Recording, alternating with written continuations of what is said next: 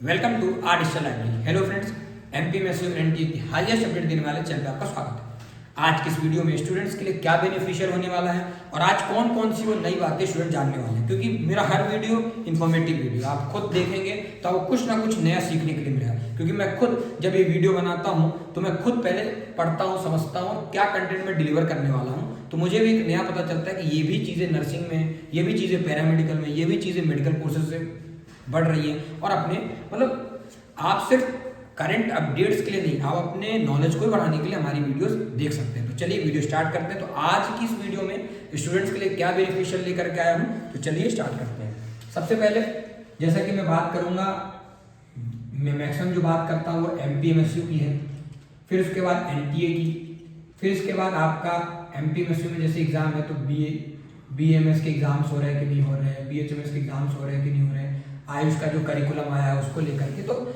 इन सब चीज़ों को लेकर के मैं कुछ ना कुछ आपको अपडेट देता रहता हूँ। इस वीडियो में स्टूडेंट्स के लिए क्या बेनिफिशियल है, तो काउंसलिंग में शामिल नहीं हो पाएंगे फीस तय नहीं कराने वाले नर्सिंग कॉलेजेस। मतलब हमारा जो कटिंग्स है उसमें क्या है कि काउंसलिंग को लेकर के है, वो कौन सी काउंसलिंग है, क्या विषय है नर्सिंग का, ये देखते हैं। तो प्रवेश व शुल्क विनियामक समिति ने अब प्रदेश के नर्सिंग कॉलेजों की फीस तय करने की प्रक्रिया शुरू कर दी है। एक्चुअली पहले होता क्या था, जो नर्सिंग कॉलेजेस होती थी वो कहीं पे आप फीस पता करोगे, कहीं फीस पता करोगे तो 1.5 लाख है, कहीं पता करोगे तो 80,000 है, कहीं पता करोगे तो 1.2 लाख है। ये पर ईयर की बात कर रहा हूँ मैं। तो इस तरह से नर्सिंग की फीस ली जाती थी, लेकिन नहीं, अब इस पर क्या संशोधन किया चलिए देखते हैं।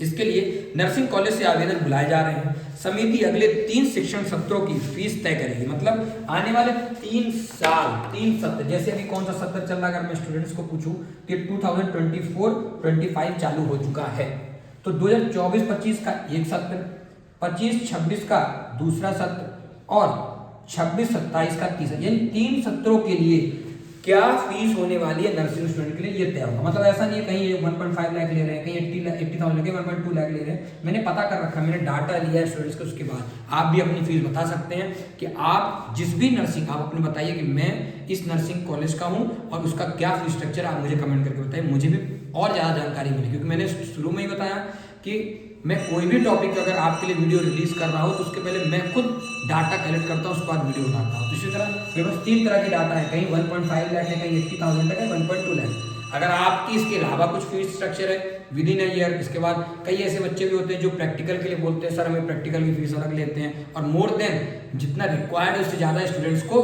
फीस डिलीवर करना पड़ता है, देना पड़ता है। क्यों? क्योंकि हमें पास होने के लिए देना है, या अच्छे नंबर के लिए देना है, या फिर हमारी रिक्वायरमेंट है, बेसिक रिक्वायरमेंट, आपको मार्कशीट्स के लिए पैसे देने पड़ते हैं, प्रोविजनल के लिए पैसे देने पड़ते हैं कॉलेजों को। ये सारी चीज़ें कालाबाजारी चल रही है। इन सभी को लेकर के ही एक नया कानून तय किया गया है। वो क्या है समझिए कि समिति अगले 3 शिक्षण सत्रों की फीस तय करेगी। ऐसे कॉलेज जो फीस तय करने की प्रक्रिया में शामिल नहीं होंगे, जैसे कुछ ऐसे भी होते हैं डायरेक्टर जो बोलते हैं मैं क्यों बताऊं कि मैं कितना फीस लूंगा और मेरा मन में कितना भी लूँ, तो उसके लिए क्या है, वो एडमिशन की प्रक्रिया के भी हिस्सा नहीं ले पाएंगे।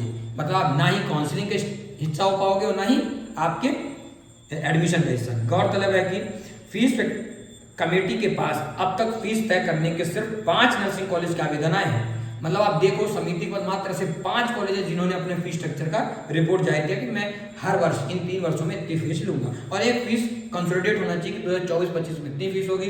अगर बढ़ती भी है, मान लीजिए 10,000 रुपये फीस बढ़ती है, तो स्टूडेंट्स की नर्सिंग स्टूडेंट फीस कितनी होगी, ये साथ ही साथ पैरामेडिकल में भी लागू होने वाला है, ऐसा तय किया जा रहा है। साथ ही साथ फी कमेटी शिक्षण सत्र 24-25, 25-26 और 26-27, जैसा कि मैंने यहाँ पे समझाया है कि तक की फीस तय करनी होगी। इसके लिए आवेदन की अंतिम तिथि कितनी बताई जा रही है? इसके लिए आवेदन की अंतिम तिथि बताई गई है 30 अप्रैल तक आपको आवेदन जमा करना है। ये कौन जमा करेगा? ये सारे नर्सिंग कॉलेज वाले अपना अपने आवेदन बना करके उस समिति को पेश करेंगे। अधिकतर कॉलेज की फीस फिक्स कराने के लिए AFRC के पास नहीं पहुंची है। मतलब अभी तक AFRC जो एक समिति बनाई गई उसके पास ये पूरे आवेदन देने हैं, लेकिन अभी तक मुश्किल से मुश्किल 5 कॉलेजेस हैं जिन्होंने अपना आवेदन पेश किया है। यदि कॉलेज फीस फिक्स नहीं करते हैं तो उन्हें काउंसलिंग में शामिल नहीं किया जाएगा। इन कॉलेजों के विद्यार्थियों को मिलने वाली स्कॉलरशिप भी नहीं मिलेगी, जिन 5 कॉलेजों ने आवेदन किए हैं उन्हें मध्य प्रदेश मेडिकल साइंस जबलपुर विश्वविद्यालय से समानता नहीं मिली है। इनमें इससे उनकी फीस भी कमेटी तय नहीं कर सकेगी। एक बड़ा विषय आता है कि सर ये मसला आया कहाँ से, मतलब ये स्टूडेंट्स, मतलब ये नर्सिंग और पैरामेडिकल, यहाँ पे हम पैरामेडिकल भी जोड़ सकते हैं, क्योंकि अभी जो कोर्ट का केस चल रहा है वो क्या चल रहा है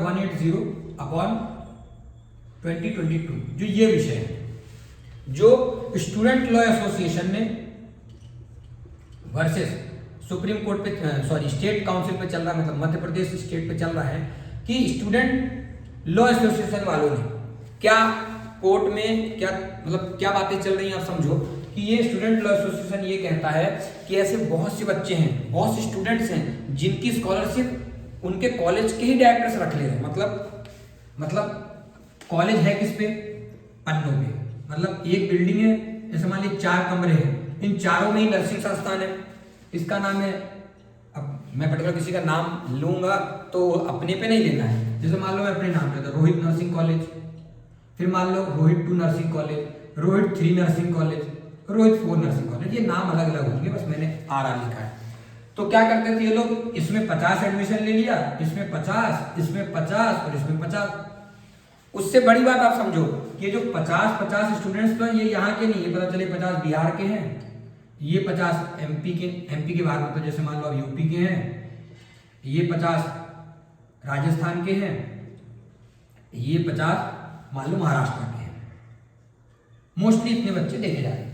अब आप समझो ये यूनिवर्सिटी, ये जो कॉलेज है, ये एक कॉलेज नहीं है, 4 कॉलेज है, बिल्डिंग एक है, इन 4 कॉलेजों को चलाने वाला मालिक एक है। इस मालिक ने ऐसे 4 कॉलेज खोल रखे हैं और ऐसे एमपीएमएसयू से 4 बार एफिलिएशन ले रखा है। तो होता क्या था कि इन 4 कॉलेज के जो बच्चे होते थे ये तो घर पे रहते हैं, इनकी फीस तो जमा कर देते हैं, वो इन पे जो गरीब बच्चे होते हैं जो इनकी स्कॉलरशिप आनी चाहिए वो क्या करते हैं, गवर्नमेंट से लेकर के अब खुद ही खा लेते हैं। तो इनको क्या होता है, इनको फीस भी मिल रही, स्कॉलरशिप भी मिल रही, तो इसीलिए एक नया कानून बनाया गया और इसी का विरोध कर रहे हैं स्टूडेंट लॉ एसोसिएशन ने कि जितने बच्चों को सत्र 20 और 21, ये कौन सी ईयर की बात हो रही, 20-21 की, कि जो भी स्कॉलरशिप थी वो आप मध्य प्रदेश शासन की क्यों खाए इसकी जानकारी। कई लोग की तो जमीन चली गई, कहीं कॉलेज के डायरेक्टरों के बिल्डिंगें बिक गई, तो ऐसे काम नहीं करें और आप भी घर बैठे नर्सिंग कोर्स जो बोगस बच्चे हैं वो भी ध्यान रखें।